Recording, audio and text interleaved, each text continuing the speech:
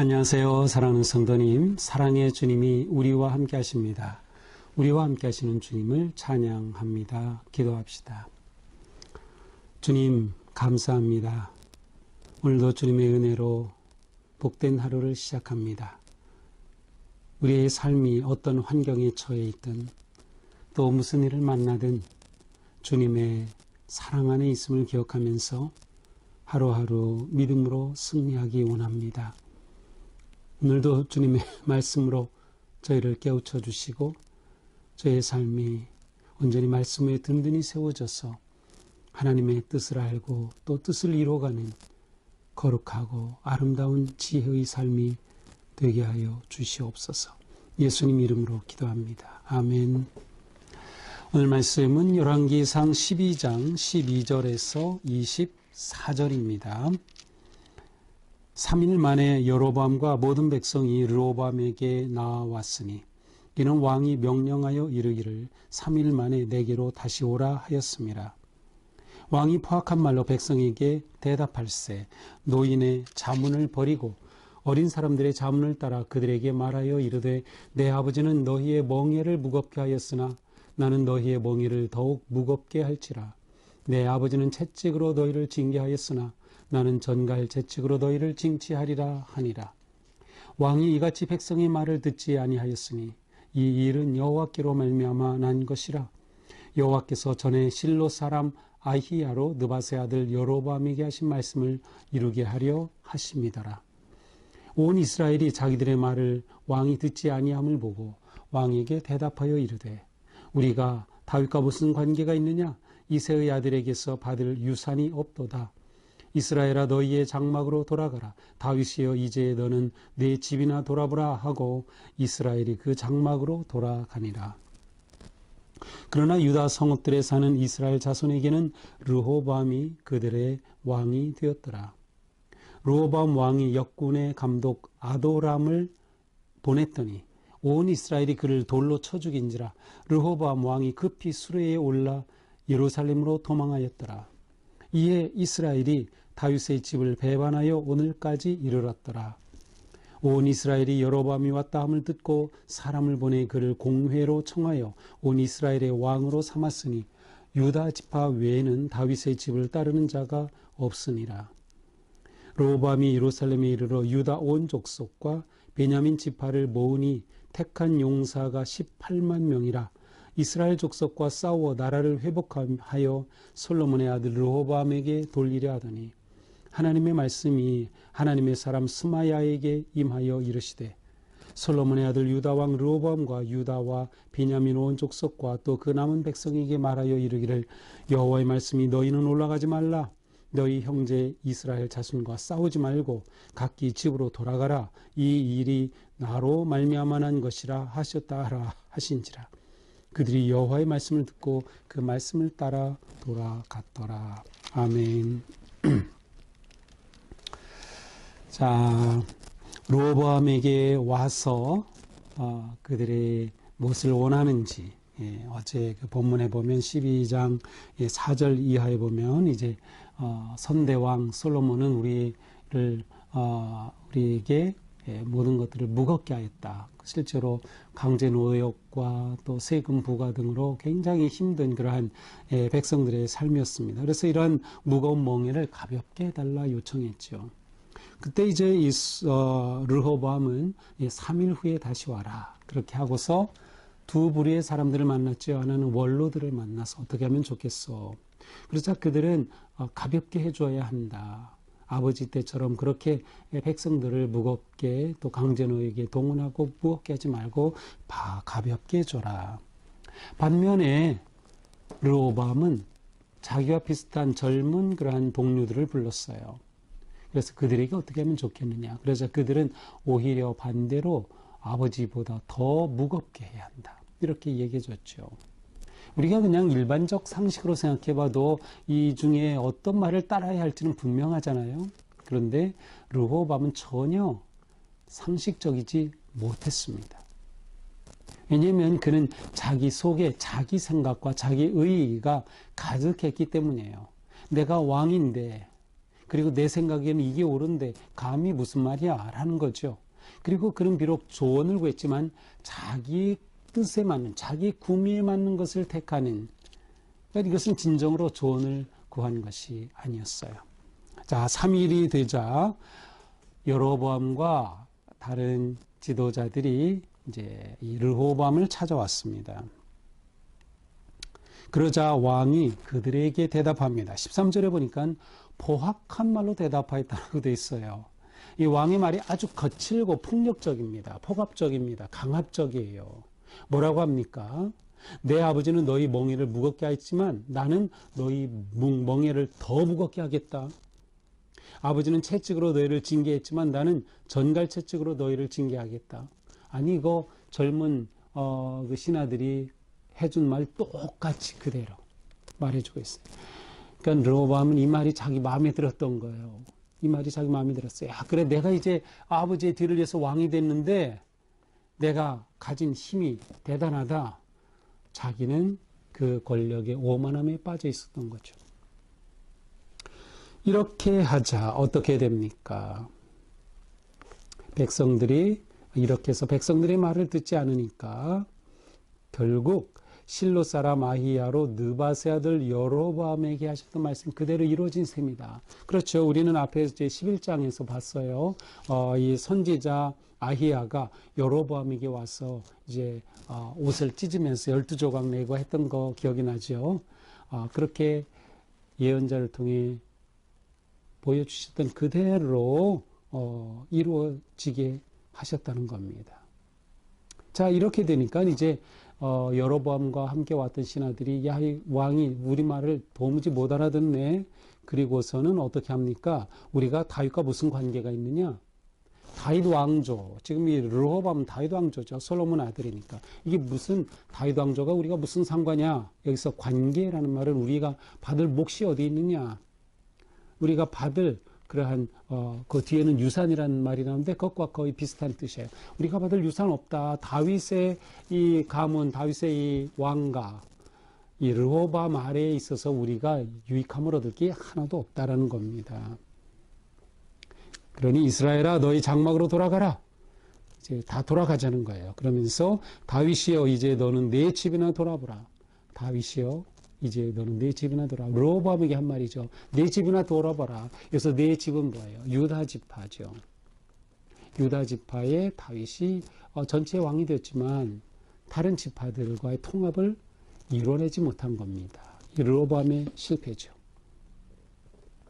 하지만 17절에 보니까 유다 성읍에 사는 이스라엘 자손에게는 르호보암이 그들의 왕이 되었더라. 그래서 이제 르호보암은 유다 지파의 왕으로만 남게 됐어요. 물론 여기에 이제 베냐민 지파가 함께 있어요. 그래서 그 다음에 보면 이제 베냐민 지파도 언급이 되지만 베냐민 지파는 아주 제일 작은 그런 지파이기 때문에 무시당하는 거죠. 그리고 유다 지파가 이 베냐민과는 비교도 안 될 정도로 크니까 르호보암 너는 이제 유다 지파의 왕만 되라. 그렇게 해서 나머지 10개 지파는 북쪽으로 독립적인 이스라엘을 이루게 되는 겁니다.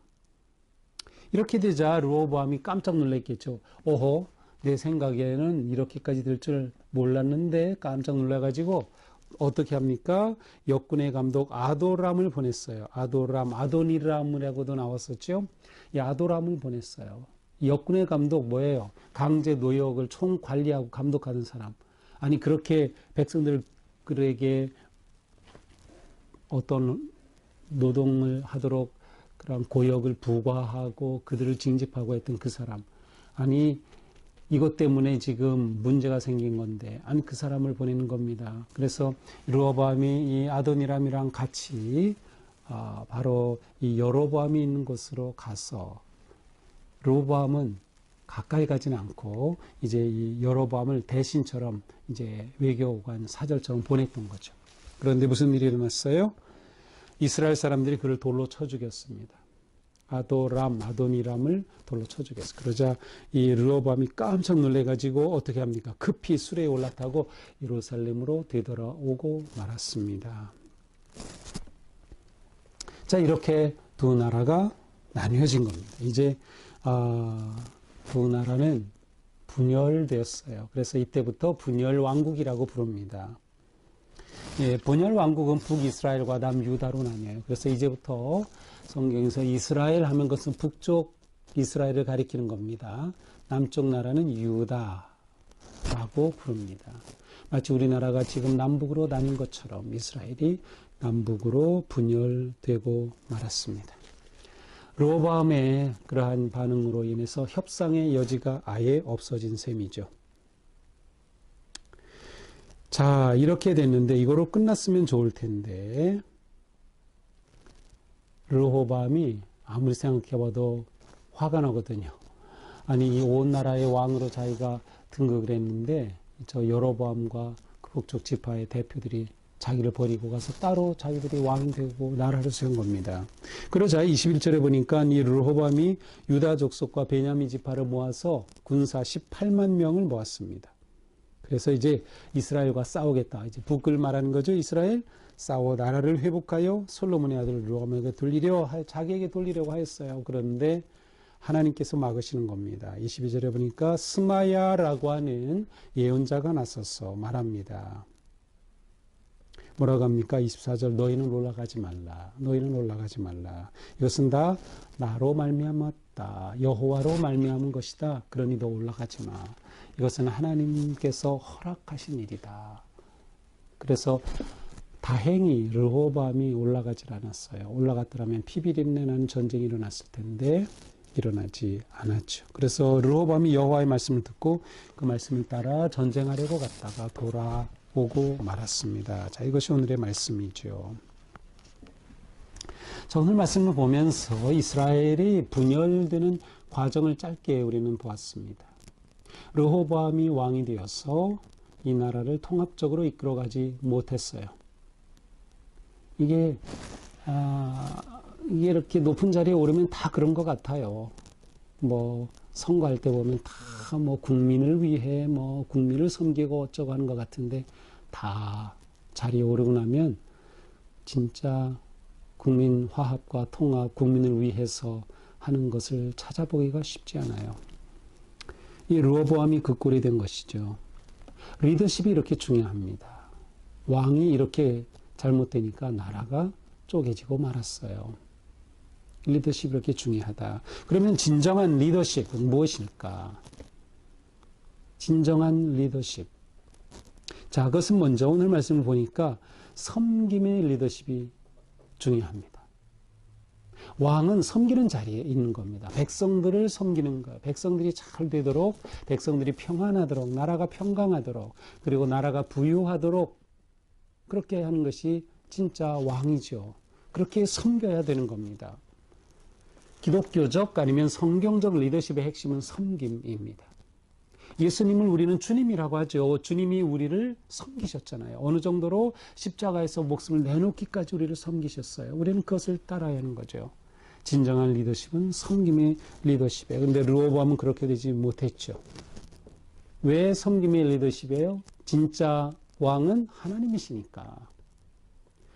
진짜 왕은 하나님이시니까. 자, 그렇다면 진정한 리더십은 어떻게 해야 될 것 같아요? 그것은 하나님의 뜻을 구해야 하는 겁니다. 하나님의 마음을 구해야 하는 것이에요. 하나님이 무엇을 원하시는지. 하나님은 왕이 백성들을 돌보기를 원하겠죠. 백성들의 믿음을 세우기를 원하겠죠. 백성들이 잘 되도록 그렇게 통치하기를 하나님은 원하셨을 거예요. 왜냐하면 모든 백성이 다 하나님의 양이니까 그 양을 잘 돌보도록 지도자를 세우신 거가 아니겠어요? 르호보암은 그러지 못했던 거죠. 하나님의 마음 뜻을 구하지 못했어요. 또한 하나님의 뜻뿐만 아니라 사람의 마음을 또한 알아야 되는데 르호보암은 사람의 뜻도 제대로 보지 못했어요. 교만했기 때문이죠. 결국 하나님의 뜻을 구하지 않았고 사람의 뜻도 구하지 않았고 시대의 흐름을 놓치고 말았던 겁니다. 사람의 마음을 읽는다는 것은 시대를 읽는 것과 같아요. 지금 우리가 아주 급변하는 시대에 정말 위기 가운데 있는 그런 시대입니다. 이 코로나 이후에 모든 것들이 급변하고 있어요. 이러한 사회를 제대로 볼 수 있어야 돼요. 이 흐름을 제대로 보아야 돼요. 그래서 우리가 믿음을 지킬 뿐만 아니라 교회가 이러한 시대적 흐름 앞에 정답을 가지고 바른 말씀에 하나님의 뜻에 합당한 그러한 교회로 세워지도록 우리는 기도하고 힘써야 되는 거예요. 자, 또한 우리는 르호보암의 모습을 보면서 리더십의 실행은 언어로 이루어진다는 것을 알 수 있어요.